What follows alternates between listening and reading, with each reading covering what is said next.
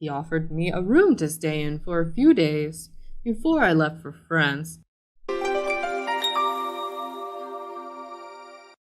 So it saved me quite a bit of money, actually.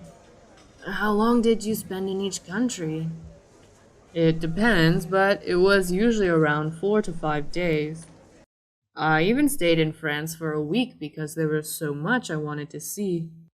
And I hung out with my friends there for a while as well.